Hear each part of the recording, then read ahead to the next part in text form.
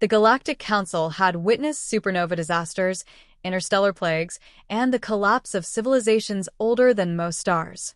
Yet on this day, the massive chamber stood frozen in disbelief over a single announcement. The Carthan Dominion had declared war on Earth. For several seconds, silence dominated the hall. Then came laughter. Representatives from dozens of worlds exchanged amused glances. Some openly mocked the decision. Others assumed it was a diplomatic misunderstanding. Earth was hardly a military power by galactic standards. Humanity traded with neighboring systems, participated in scientific exchanges, and rarely involved itself in disputes beyond its own borders. Among the younger species, humans were viewed as ambitious but harmless. The Carthans saw an opportunity. Their intelligence networks claimed Earth possessed valuable resources hidden within the Sol system.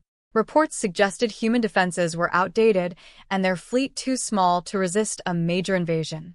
Confident in those assessments, the Dominion's Supreme Commander addressed the Council through a live transmission. Earth will surrender within 3 standard days. The declaration was met with applause from Carthan allies and indifference from everyone else. To most observers, the outcome seemed obvious. The Dominion controlled hundreds of warships, vast industrial worlds, and one of the largest militaries in known space. Humanity appeared hopelessly outmatched. Yet not everyone shared the confidence. Several ancient delegates remained unusually quiet. They exchanged uneasy looks but offered no explanation. One elder representative requested access to restricted historical archives. Another abruptly left the chamber after hearing the announcement. Their behavior attracted little attention amid the growing excitement surrounding the coming conflict. Across the galaxy, news networks transformed the invasion into entertainment. Analysts predicted rapid victory. Betting markets opened on how long Earth could survive. Civilian broadcasts displayed countdown clocks to humanity's expected surrender. Meanwhile, the Carthan war machine advanced. Fleet after fleet departed Dominion territory, forming one of the largest armadas assembled in generations. Thousands of weapons platforms, carriers, and battleships crossed the void toward the Sol system. Commanders expected a brief campaign followed by occupation. On Earth, however, there was no public panic. Financial markets remained stable. Transportation networks operated normally. Governments issued no emergency declarations. To outside observers, humanity's calm reaction seemed almost irrational. The Carthans interpreted the silence as fear. They could not have been more mistaken. As the enormous invasion force approached human space and crossed the final border markers surrounding the Sol system, billions across the galaxy watched with anticipation. They believed they were witnessing the beginning of Earth's defeat. In reality, they were about to witness the greatest mistake in modern galactic history. The first Carthan vessels entered the outer reaches of the Sol system expecting resistance to collapse almost immediately.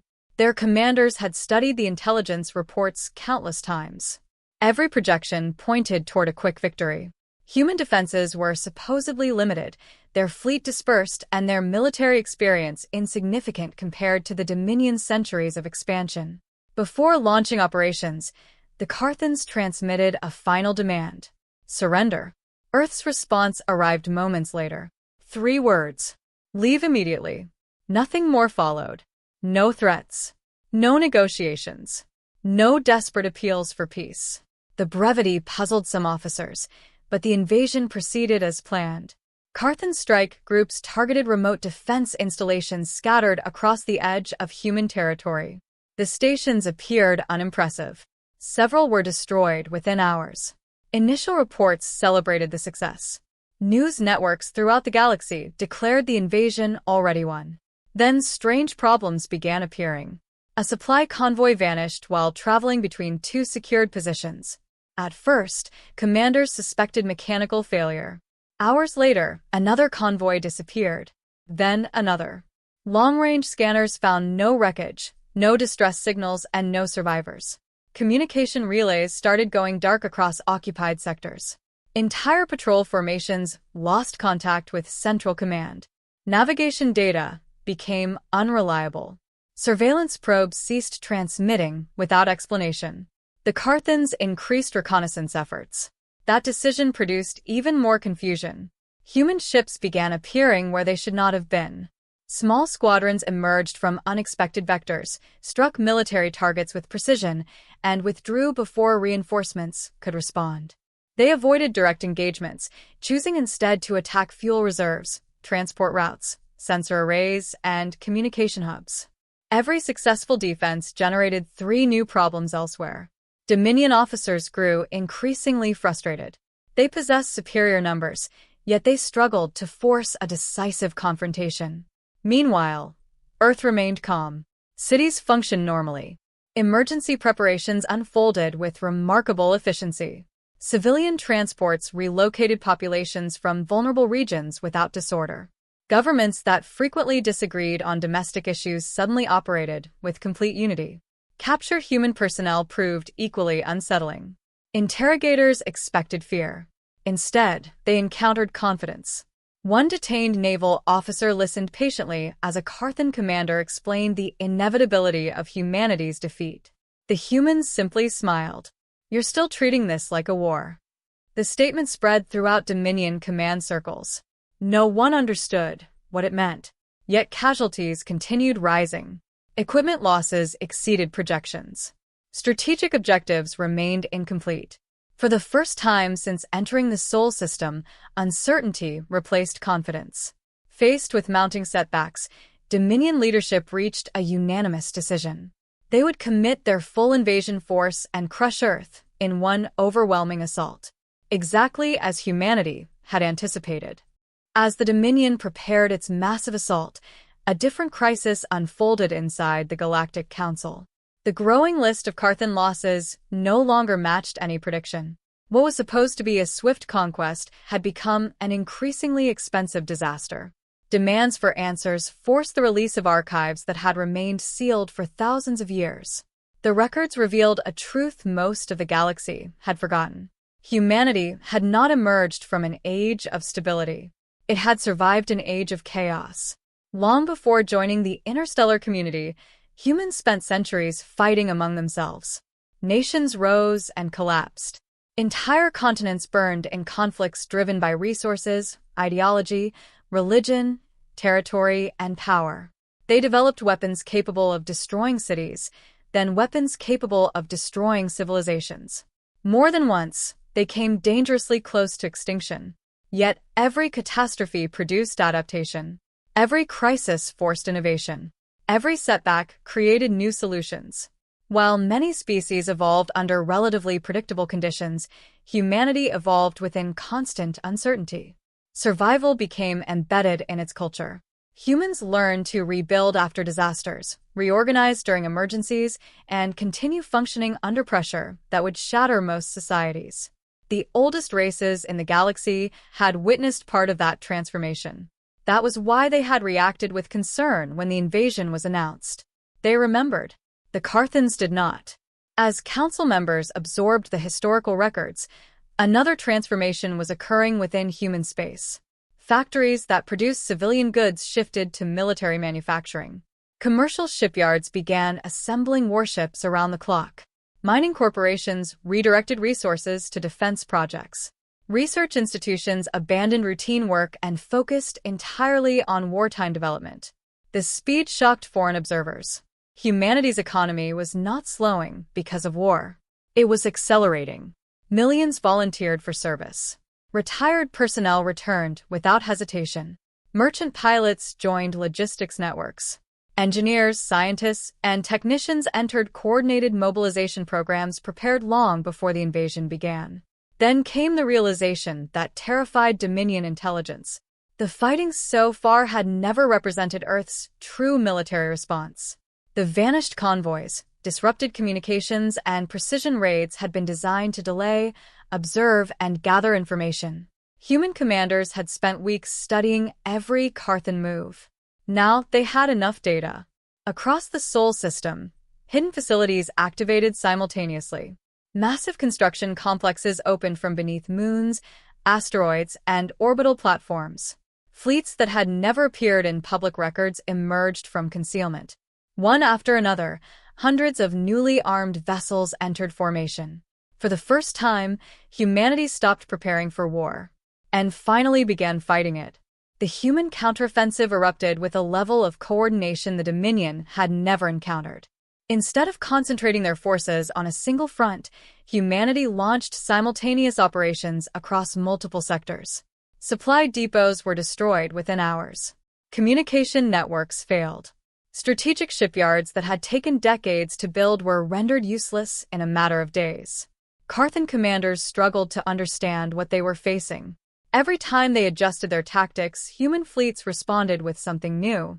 If a defensive formation proved effective, humans found a weakness and exploited it. If a weapon system caused significant losses, engineers developed countermeasures before the next engagement. Battle reports became outdated almost as soon as they were filed. The Dominion possessed greater numbers. Humanity possessed greater adaptability. That difference grew more costly with every passing day.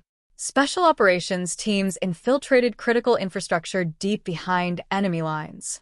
Navigation hubs malfunctioned. Resource stockpiles vanished. Military production slowed to a fraction of normal output. Entire sectors became isolated from central command. For the first time in generations, Carthan citizens began questioning whether victory was even possible. Across the galaxy, public opinion shifted dramatically. Species that had remained neutral during the invasion reviewed the evidence and reached the same conclusion. Earth had not started this conflict. Humanity had repeatedly warned the Dominion to withdraw. The responsibility for the war rested entirely with the aggressors. Support began flowing toward the human coalition. Some worlds provided supplies. Others shared intelligence. Several opened logistical corridors that accelerated human operations. What had started as an invasion of a supposedly weak species was becoming a political disaster for the Dominion. Yet the most surprising reports did not concern military success. They concerned human behavior. Footage spread across interstellar networks, showing human crews risking their lives to rescue civilians trapped in combat zones. Medical vessels treated wounded enemy personnel alongside their own. Human commanders accepted surrenders rather than pursuing unnecessary destruction. The galaxy witnessed something unexpected. Humanity fought with relentless efficiency, but not cruelty. That distinction earned respect even among former rivals. Meanwhile, Carthan resistance continued collapsing. Defensive fleets surrendered. Frontier strongholds abandoned their positions. Strategic worlds negotiated ceasefires before human forces arrived. Eventually, the road to the Dominion's core systems lay open. Human armadas advanced toward Carthan territory with overwhelming momentum. One by one, the final defensive barriers disappeared. The once proud empire found itself unable to stop the advance. Then the impossible happened. Human fleets arrived at the edge of the Carthan home system and halted. Billions watched in suspense. The Dominion expected annihilation. Instead, humanity requested negotiations. And the entire galaxy waited to learn why. The Carthan government prepared for the end. Human fleets surrounded the approaches to their homeworld. Defensive networks were crippled. Reinforcement routes no longer existed. Every military projection reached the same conclusion. If humanity chose to attack, nothing could stop them. Throughout the galaxy, expectations were grim. History offered countless examples of victorious powers seeking revenge. Entire civilizations had vanished after losing wars far smaller than this one. The Dominion had invaded without provocation, ignored warnings, and caused immense suffering. Few believed humanity would show restraint now that ultimate victory was within reach. Then, the human delegation delivered its terms. There would be no planetary bombardment, no occupation, no extermination, no campaign of vengeance. Instead, humanity demanded a formal surrender, reparations for damages caused by the invasion, limits on future military expansion, and binding agreements designed to prevent another conflict. Reconstruction programs would be established for affected systems. Human assistance would be provided where necessary. The proposal stunned the council. Many delegates struggled to understand it. The Dominion had expected punishment. Some observers had even demanded it. Yet the species that now possessed overwhelming military superiority was offering peace. When questioned, the chief human representative provided a simple explanation. Humanity understood the cost of war better than most civilizations. Its history was filled with examples of hatred creating new conflicts long after old ones ended. Victory achieved through destruction often planted the seeds of future disasters. Lasting security required something more difficult than conquest. It required restraint. The statement spread rapidly across interstellar networks. For many species, it transformed their understanding of humanity. Humans were not respected because they were unbeatable. They were respected because they possessed the ability to destroy their enemies and consciously chose not to. The Carthan leadership accepted every condition. The war officially ended that day. In the years that followed, historians documented the conflict as one of the greatest strategic failures in galactic history. Military academies analyzed the invasion as a warning against arrogance and flawed assumptions. Former Dominion worlds rebuilt their economies. Diplomatic relations gradually improved. Most importantly, the sealed records concerning humanity's past were finally released to the public. The galaxy learned how often humans had faced catastrophe, how many times they had endured impossible circumstances, and how repeatedly they had rebuilt from ruin. Earth's reputation changed forever. No longer viewed as a minor power, humanity became a symbol of resilience across known space. And whenever future generations asked why attacking Earth had been considered insane, the answer remained unchanged. Humans were dangerous not because they sought war. Humans were dangerous because history had taught them how to survive anything war could bring.